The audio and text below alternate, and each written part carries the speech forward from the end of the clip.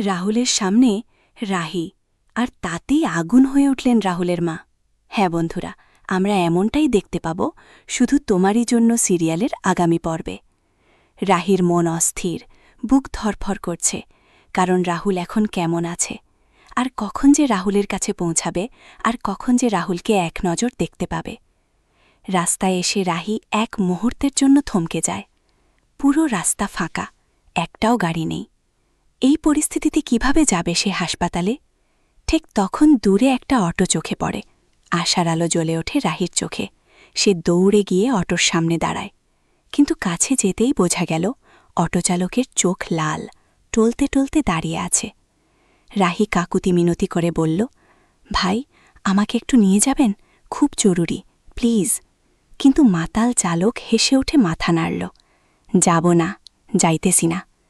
এক সেকেন্ডও সময় নষ্ট না করে রাহি নিজেই স্টিয়ারিং ধরে বসে পড়ে, কিভাবে যেন অটোটা স্টার্ট দিয়ে সামনে এগোয়।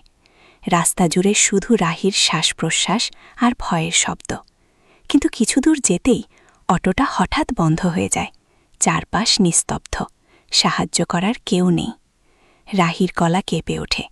আমি রাহুলকে কিভাবে বোঝাব? যত বাধাই আসুক, আমি তাকে দেখতেই যাব। ঠিক তখনই রাস্তার পাশে একটি পুরনো সাইকেল পড়ে থাকতে দেখে এক মুহূর্ত ভাবল না। সাইকেলের চাকা ঘোরাতে ঘোরাতে আবার ছুটে যায় হাসপাতালের দিকে।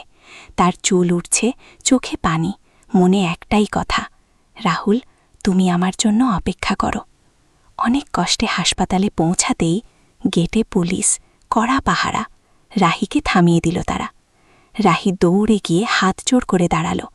প্লিজ, আমাকে যেতে দিন, আমার হাজব্যান্ড ভেতরে, রাহুল, আমি ওকে না দেখে ফিরতে পারবো না, প্লিজ আমাকে ঢুকতে দিন। তার কণ্ঠের অসহায়তা, চোখের কান্না দেখে অবশেষে পুলিশ তাকে ঢুকতে দেয়। এদিকে একই সময়ে রাহুলের পরিবারের লোকজন হাসপাতালের গেটে আসে, কিন্তু তাদের আটকে দেওয়া হয়। রাহুলের মা ছেলের কথা চিন্তা করে ভেঙে পড়ে। আমার ছেলেকে একবার দেখতে দাও। অন্যদিকে রাহির বাড়ির মানুষ টিভিতে দুর্ঘটনার খবর দেখে শোক আর দুশ্চিন্তায় স্তব্ধ হয়ে যায়। হাসপাতালের করিডর পেরিয়ে যখন রাহি রাহুলের কক্ষে পৌঁছে, তার হাঁটা থেমে যায়।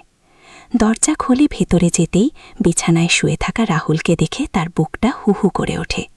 সে ছুটে গিয়ে রাহুলের হাত ধরে কান্নায় ভেঙে পড়ে। রাহুল, আমি চলে আসছি, তোমাকে কিছু হতে দেব না, শুনছ? আমি তোমার পাশে আছি।